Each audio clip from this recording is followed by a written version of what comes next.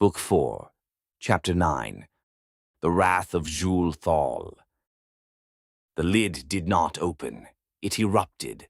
Stone that had held for centuries burst apart, and Balin was already bellowing. "Down! Into the pit! Move your legs, women!" One hand closed on Doreen's collar, the other swept Zira along, and the three of them fell down into the forest of spikes. Doreen landed light and dragged Zira flat between two blades. Head down. Whatever's coming out of that box, we don't want to be introduced. On the platform, Elara and Karma broke apart without a word, blades up. Out of the shattered sarcophagus rose a skull. Only a skull, wreathed in green-white flame that gave no smoke or warmth, turning slowly in the air. In its sockets burned 2 points of light. It spoke in the old High Elvish dialect, terrible noise to most of them. "You shall taste the wrath of Jul Thal." Elara understood every word. Jul Thal. The name was wrong and almost right, worn down by centuries, and something at the bottom of him stirred. "Flank it! Corners, come at it from 2 sides." Karma was already circling, talon low, drawing the burning gaze. In the pit, Zira felt the skull before she saw it. The fire brightened, and her whole body arched as though a hook had caught behind her breastbone. She knew that light. It was hers. The warmth the crystal had drunk from her was inside the skull, and the dead thing was spending it. It's burning me! Then stay down and don't give it the rest of you. Elara charged. Steel met bone with a crack. Karma struck from the other side, talon biting deep. The skull recoiled, and the green-white fire around it suddenly uncoiled. 2 strands of fire lashed outward from the flames, twisting through the air like the probing tentacles. One reached for Elara, the other for Karma, curling and correcting their course, like hunting the 2 men as they moved. Elara twisted aside as his strand snapped past his ribs and scorched a black line across the stone. Karma caught the other on Talon's edge for half a heartbeat, fire crawling along the blade before he tore himself free.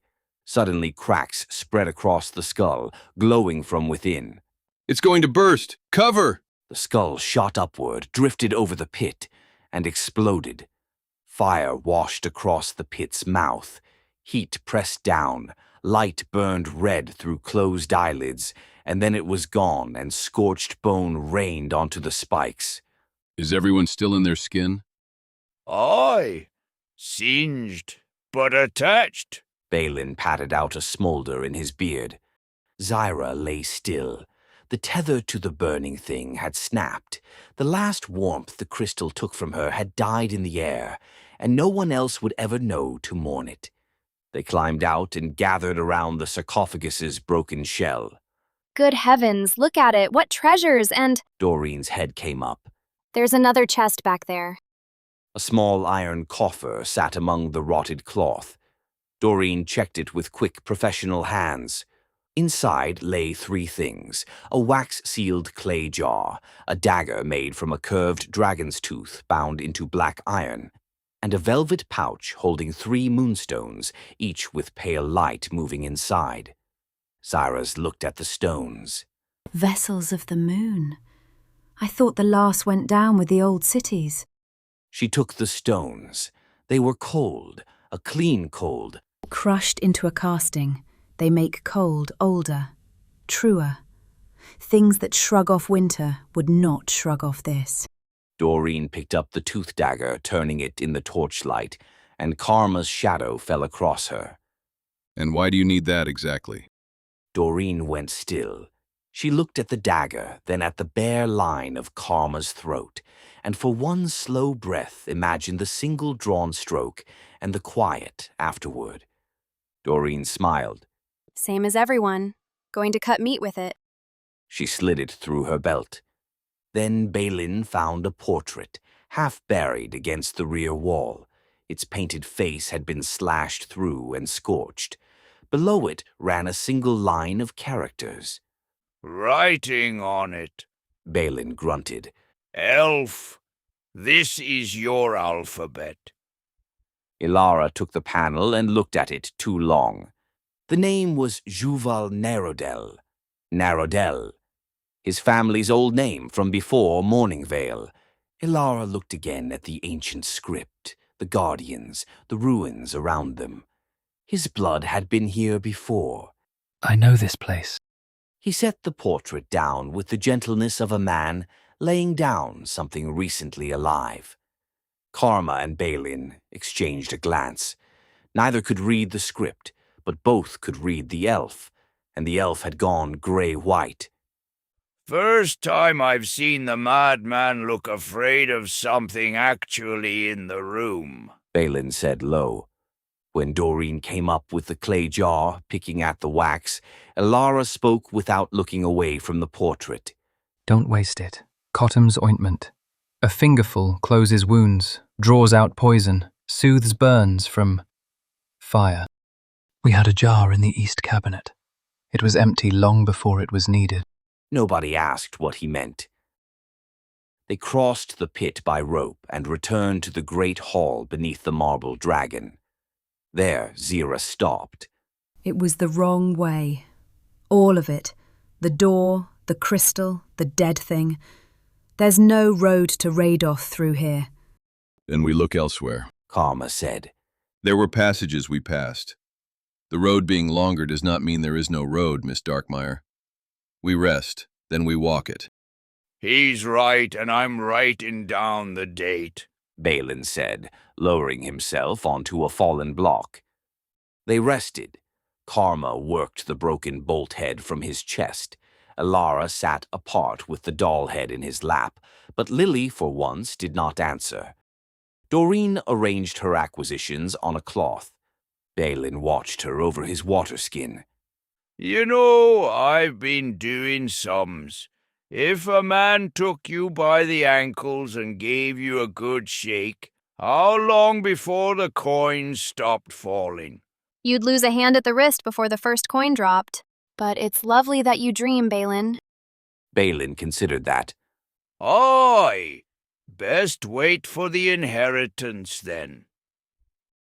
When they walked back into the crystal chamber, Zira stopped so suddenly Doreen walked into her.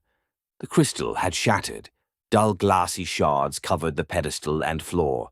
The blue light and hum were gone.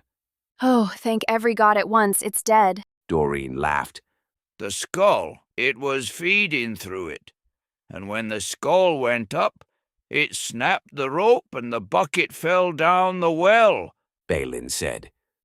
They moved through quickly, giving the shards a wide berth, all but Zira. She stood over the broken pedestal and felt grief. It had eaten her. She knew that. It would have taken all of her. But it loved her. For one moment she had been held and known and enough. It had been a lie, and the lie was dead on the floor, and she would never feel it again. She crouched, fingers hovering above the largest shard. For a moment she only stared at it. Then she chose a smaller piece from beside it, no larger than a thumbnail. It was dull and cold now, harmless glass where once there had been hunger and warmth, and that terrible imitation of love.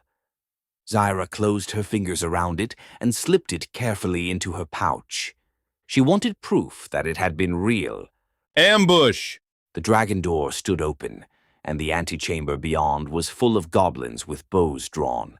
Karma had walked into the front of them, and he did not fall back. He had spent the entire day retreating. Ambush at the door! Come here, now! Balin ran past Zira, growling the first stone words. Doreen took the doorway's edge, bow rising. Zira remained by the pedestal, hearing the fight like distant rain. It never even knew my name, she thought. It only knew my warmth. And still that is more than... The first arrow took her in the shoulder. The second tore a hot line along her ribs. Rage arrived on the pain's heels. Her hands came up, wreathed in fire, and the archer vanished in flame. At the doorway, Balin had grown, 10 feet of dwarf wedged into the antechamber, axe falling. Doreen dropped anything that tried to circle wide. Karma fought at the center, and Karma was failing. His body had given all day, the bolt, the leap, the skull, and mid-stroke his wounded leg simply declined. Talon's weight took his balance, and he crashed to the stones. His helm struck first. The iron mask tore loose and skittered away. Karma lay stunned, his actual face exposed, scarred, gray-stubbled. A goblin lunged at him, blade high. Doreen's arrow took it through the eye. Not that one. That one still owes me an apology. Then Balin's shadow fell over the last of them, and it ended quickly. Karma got to his knees. He picked up the mask and did not put it on. Bareheaded, he went to Zira first. She sat against the pedestal with 2 arrows in her, white-lipped, and watched him warily. He knelt, cutting cloth back, testing the arrow's seat, brisk and gentle at once. The shoulder is clean, barbless. Breathe out. He drew. She made a sound she was not proud of, and he only pressed the wadding down and moved to the rib wound. So you can be civil. All it costs is 2 arrows in me. Hold still, Miss Darkmire. There was no edge in it. When the binding was done, his hand rested one moment too long on her shoulder before he stood and turned to Elara. The elf stood in the carnage with blood painting half his face, murmuring to the doll head. Elara, sit. You're bleeding. Where is your healer's kit? Elara looked up, puzzled. Lily binds my wounds when it matters. Karma frowned. And when is that? Elara looked down at the doll head in his hands. Never. Karma exhaled, knelt, and cleaned and bound the elf's scalp himself. They pressed deeper. In the dragon's chamber, Calcrix's cage stood open, stuffed with kobold bodies. Zira stopped with her fist against her mouth. They put them in her cage. Why? What does it even mean? It means goblins won the war we started, Balin said grimly. Goblins like to leave a message. Don't read it longer than you need to, lass. The throne room was worse. King Eustrael sat upon his throne, or what remained of him. Someone had gathered what Zira's lightning had made of him and arranged it on the seat of his power. His head was gone, and beside the throne lay the body of Meepo. Zira had hated Eustrael. He had torn her dress and bared her shame to a room of strangers. She had ended him herself, and not wept. But this mockery left only cold horror. We did this. We broke their defenses and killed their king, and the goblins walked in and finished. The goblins did this, Miss Darkmire. Carry what is yours, not what is theirs. It was, from Karma, almost absolution. They found the last goblins in the food stores, 3 looters. This time Doreen went in first. Mine. These ones are mine. My new blade wants to be introduced. The ruined sword came off her hip singing. The first goblin's cleaver met it and came apart, sheared through iron and haft. Oh, you beauty. We are going to be so happy together. The second goblin lunged at her flank and met Elara's blades. The goblins fell easily. They were looters, not warriors. The last goblin bolted for the far door with a stolen ham under its arm. Karma, after the day he had had, surged after it with Talon rising, and his boot came down on spilled tallow fat. Both feet left the floor. For one weightless instant, the paladin of Hor hung horizontal in the torchlight, sword flying free. Then the floor took him flat on his back. His head bounced off stone, and he did not get up. The goblin looked back once and fled, squealing into the dark with its ham. Devastating. Truly, the vengeance of the gods is a terrible thing to witness. Zira reached Karma first. She dropped to her knees and took his face between her hands. Karma, wake up. Look at me. Open your eyes. His eyes opened slowly and found her face above him, dark hair fallen loose, red lace at her collar, and what arrived in his expression was not recognition. It was tenderness. Angela. Zyra went rigid. Angela. You came back. I looked for you, after the gate, after the fires. His hand found her wrist, gentle in a way his waking self never allowed. I'm sorry. Say you forgive me. Lie if you must, just say it. Zyra knelt frozen, understanding nothing at all. Beneath her shock, a small, shameful voice noted, "This is how he would speak to a woman he loved. This is what is under the mask." Karma, it's Zyra. You fell and hit your head. There is no Angela here. His eyes cleared by degrees. Confusion, focus, then understanding. His hand released her wrist as though it burned. Balin's gravel voice drifted from the doorway, rich with joy. So, charge the fleeing goblin, was it? How do you reckon that went on the whole? I ask as a student of war. I was struck. From behind. One of them was hidden among the barrels and— Oh, I struck from behind. We are moving on. He found his mask and put it back on. Zyra felt his eyes on her once through the slits, full of raw shame, and gave him the only mercy she had. She looked away first. The way through the corridors led them to the trophy room, where they had first found Calcrix. At the threshold, Balin stopped. Hold. He raised the torch. We never searched this one. Furniture smashed against the walls and all. Behind the great overturned table, Doreen found a stout closed door, hidden by its bulk. But Balin never saw the door. He had stopped 3 steps into the room, and the torch in his hand began to shake. On the wall, untouched by the ruin below, hung a shield. Dwarven work, a great round of layered steel, its face worked in rings of runes. At its center was a symbol Balin had seen only in his dreams. Graven inside a sun's corona was a hammer. That's not possible. The others turned. Balin was not a man who hushed.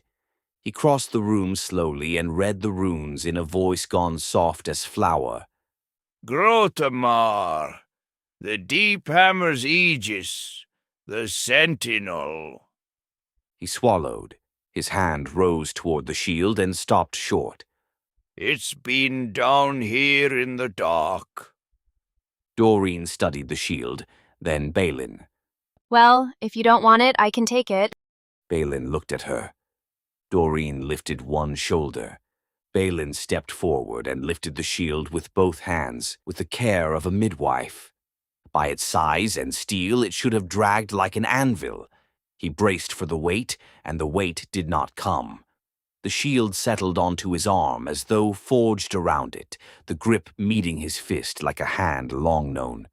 Through the steel, he felt a settling, a rightness. 3 battles' exhaustion was still in his body, but he stood straighter under the shield than he had empty-handed. He cleared his throat and glared around at them, daring anyone to name the brightness in his eyes. Now there's a wall in this company worth standing behind. Let whatever's behind that door knock. We'll see how it likes the answer. And behind the overturned table, the closed door waited.